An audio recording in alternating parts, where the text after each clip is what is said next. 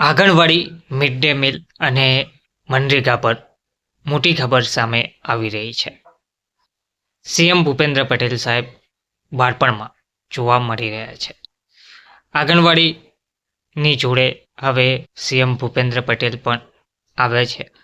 Mid day meal અને મનરેગા પર પણ મોટી ખબર સામે આવી રહી છે. આજનો વિડીયોમાં આપણે વિગતવાર ચર્ચા કરીએ કે આંગણવાડી, મિડ ડે મીલ અને મનરેગા પર જે ખબર સામે આવી છે તે શું છે. ભૂપેન્દ્ર પટેલ સાહેબ આંગણવાડી સાથે જોડાઈને શું કામ કરી રહ્યા છે. નમસ્કાર મિત્રો, સ્વાગત છે તમારું અમારી યુટ્યુબ ચેનલમાં.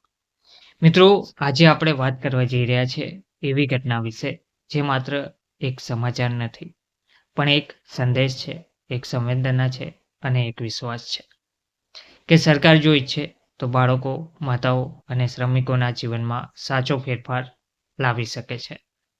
આજે આપણે જોઈશું મુખ્યમંત્રી ભૂપેન્દ્ર પટેલ સાહેબ જ્યારે આંગણવાડીના બાળકો સાથે બાળક બની ગયા. તો આંગણવાડી બહેનો જે પોતાનું કામ નિષ્ઠાથી નિભાવે છે. આંગણવાડીમાં બાળકો પણ આંગણવાડી બહેનોના લીધે જ ભણી શકે છે, કાર્યરત રહી શકે છે, રમી શકે છે અને તેમનામાં વૃદ્ધિનો વિકાસ પણ કરી શકે છે.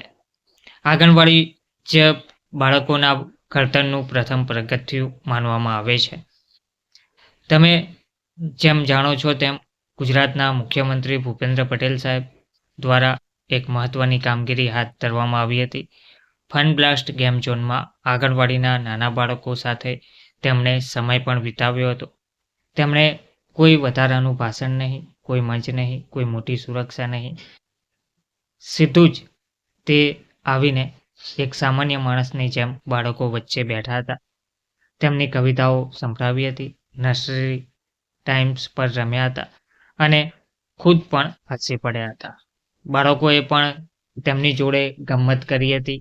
બાળકોએ સાથે સાથે ગીત ગાયા હતા, કવિતાઓ સંભળાવી હતી અને સીએમ ભૂપેન્દ્ર પટેલ સાહેબ એક એક બાળકને ધ્યાનથી સાંભળ્યા હતા. આ માત્ર એક કલ્પના નથી, પરંતુ આ લગભગ 50 મિનિટ સુધી ચાલેલી એક મુલાકાત હતી. આ જ વાત લોકોના દિલને પણ સ્પર્શી ગઈ હતી. આંગણવાડી બહેનો પણ આ બધું જોઈને ખુશ થયા હતા. તેમને પણ લાગ્યું હતું કે ફક્ત આંગણવાડી બહેનો જ નહીં, પરંતુ સરકાર પણ તેમને સાથ આપે છે. તો મિત્રો, આંગણવાડી માત્ર એક ભણવાનું સ્થાન નથી, પણ આંગણવાડી તે પોષણ છે, સ્વાસ્થ્ય છે અને સંસ્કારનું કેન્દ્ર પણ છે. આ મુલાકાત દરમિયાન બાળકોને નાસ્તો આપવામાં આવ્યો, રમકડાં વહેંચવામાં આવ્યા, પોષણની માહિતી આપવામાં આવી, તેમજ સીએમ ભૂપેન્દ્ર પટેલ સાહેબે પોતે બાળકોને નાસ્તો આપ્યો અને બાળકોની ખુશી ચહેરા પર સ્પષ્ટ દેખાતી હતી.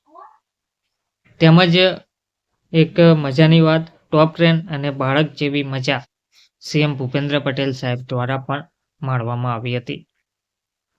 વિડીયોમાં જે વાયરલ કરવામાં આવ્યો છે તેમાં તમે જોઈ શકો છો. વિડીયો જે જાહેર થયો છે તેમાં સીએમ ભૂપેન્દ્ર પટેલ સાહેબ બાળકો સાથે ટોય ટ્રેનમાં પણ બેસ્યા હતા. એક મુખ્યમંત્રી તરીકે એક મોટા પદ પર બેઠેલા માણસ જ્યારે બાળકની જેમ ટ્રેનમાં બેઠા હોય ત્યારે જે દ્રશ્ય સર્જાય છે તે સોશિયલ મીડિયામાં વાયરલ ના બને એવું બને જ નહીં. તો આ દ્રશ્ય સોશિયલ મીડિયામાં પણ વાયરલ બન્યું હતું અને લોકો દ્વારા આ બાબતની ખૂબ પ્રશંસા પણ કરવામાં આવી હતી. આ બતાવે છે કે સરકાર અને જનતા વચ્ચે દિવાલ નહીં, પણ સંબંધ હોવો જરૂરી છે. હવે મિત્રો, આપણે એક અત્યંત મહત્વના મુદ્દા પર વાત કરીએ, જે છે મનરેગા યોજના. મનરેગા યોજના હેઠળ કેન્દ્ર સરકારનો હિસ્સો 60%, ગુજરાત સરકારનો હિસ્સો 40% જોવા મળી રહ્યો છે. એટલે કે મનરેગામાં જે કામદારો અને જે વેતન આપવામાં આવે છે અને જે કાર્યવાહી થતી હોય છે, જે કામ થતા હોય છે, તે માટે કેન્દ્ર સરકાર 60% હિસ્સો ફાળવે છે અને રાજ્ય સરકાર, ગુજરાત સરકાર 40% હિસ્સો ફાળવે છે અને આ હિસ્સા પ્રમાણે કાર્ય થતા હોય છે. આ યોજનાથી ગ્રામ્ય રોજગાર, આંગણવાડી નિર્માણ, તળાવ, રસ્તા, પાણી સંચય, વૃક્ષારોપણ વગેરે જેવા કામો થાય છે. અને આ કામો કરવામાં આવતા હોય છે. જો કોઈ ખેડૂત પોતાના ખેતરમાં તળાવ બનાવે, વાડીમાં ઘાસચારો વાવે, પાણી સંરક્ષણ કરે તો પણ પંચાયત મારફતે 3.2 લાખ રૂપિયા સુધીની મંજૂરી મળી શકે છે. તેમજ જામનગર જિલ્લાની વાત કરીએ તો મિત્રો, મનરેગા હેઠળ 6 તાલુકામાં કુલ 8,398 કુટુંબ, 5,313 સક્રિય મનરેગા કાર્ડ. હાલમાં કુલ એક્ટિવ કાર્ડની વાત કરીએ તો 17,934, કુલ શ્રમિક 28,026, પ્રતિ શ્રમિક સરેરાશ દૈનિક મજૂરી ₹328.80. તો એક મહત્વની જે વાત આપણે કરીએ તો આવતા સમયમાં વેતન વધારાને લઈને નવી પોલિસી આવવાની શક્યતા છે. તો જેની લાંબા ગાળાથી જે માંગ કરવામાં આવી રહી છે, હાલની જે સરેરાશ દૈનિક મજૂરી ₹328 છે, તેમાં વેતન વધારો જોવા મળી શકે છે. એટલે કે મનરેગા યોજનાને હવે મનરેગા યોજનાનું નામ બદલી દેવામાં આવ્યું છે. હવે આ મનરેગા યોજનાનું નામ બદલાયા પછી વેતન વધારાને લઈને પણ મોટી ચર્ચા થવા પામી છે. વેતન વધારો ટૂંક સમયમાં આવી શકે છે. નવી પોલિસી પણ આવવાની શક્યતા જાહેર કરવામાં આવી છે તેવી માહિતી આપવામાં આવી રહી છે.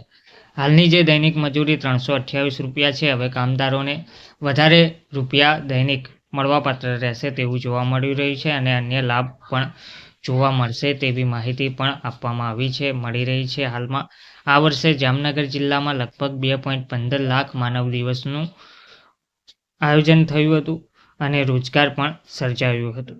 નવી યોજના, વધુ કામ, વધુ વિકાસ તેવી પણ જાહેરાત કરવામાં આવી છે. મિત્રો, નવી યોજનામાં અગાઉ 6% એડમિનિસ્ટ્રેશન ખર્ચ હતો, હવે તેને વધારીને 9% કરવામાં આવ્યો છે. નવા કામોમાં રોડ, રસ્તા, સેન્ટ્રલ હોમ, ગ્રામ્ય માળખાકીય વિકાસ જોડવામાં આવ્યા છે. લક્ષ્ય એક જ છે, ગ્રામ્ય શ્રમિકને વધારે દિવસોનું વધારે મજબૂત રોજગાર મળી રહે. એટલે કે હવે નવા કામોમાં રોડ હોય કે પછી રસ્તા હોય, સેન્ટ્રલ હોમ હોય, ગ્રામ્ય માળખાકીય વિકાસ હોય વગેરે નવા કામો જોડવામાં આવ્યા છે. તેમજ લક્ષ્ય જે રાખવામાં આવ્યું છે તે શ્રમિકને ફાયદો થાય, ગ્રામ્ય શ્રમિકને મોટો ફાયદો થાય, વધારે દિવસોનું વળતર મળે, વધારે કામ મળે અને મજબૂત રોજગાર વધારે મળે તેવું લક્ષ્ય રાખવામાં આવી રહ્યું છે. તેમજ મિત્રો, આ વિડીયો માત્ર સીએમ ભૂપેન્દ્ર પટેલના ફોટા કે મુલાકાત વિશે નથી. આ વિડીયો છે બાળકોના ભવિષ્ય વિશે, માતાઓના વિશ્વાસ વિશે અને ગ્રામ્ય શ્રમિકના રોજગાર વિશે. જ્યારે મુખ્યમંત્રી બાળકો સાથે બાળક બની શકે ત્યારે સમજવું જોઈએ કે નીતિમાં સંવેદના છે.